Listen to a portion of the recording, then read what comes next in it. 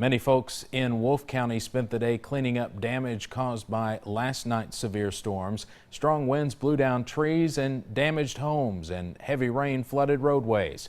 There was so much damage, Wolfe County schools canceled classes today. Sean Moody continues our team coverage. All these branches here are what's left of what the homeowner said were two 16-foot logs that came smashing down on the end of this home last night when the storm came through.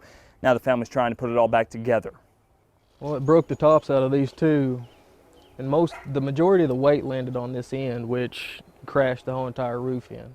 James Clifford said he and his family were inside when the storm blew through. They weren't hurt, but now they're dealing with all this at maybe the worst possible time. Well, I was mainly concerned about the baby.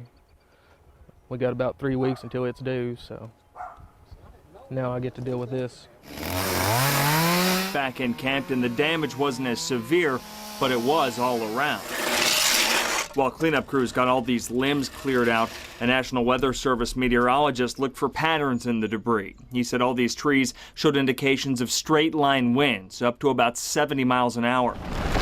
Not far from downtown, Diana Blanton was getting her roof taken care of. That wind ripped off a big section of her shingles. Last night we seen the trees down across the street, and you could just hear them popping and cracking and breaking, but we didn't know what we had. Now you know. Now we know. Even though there was this structural damage here in Wolfe County, there were no reports of injuries.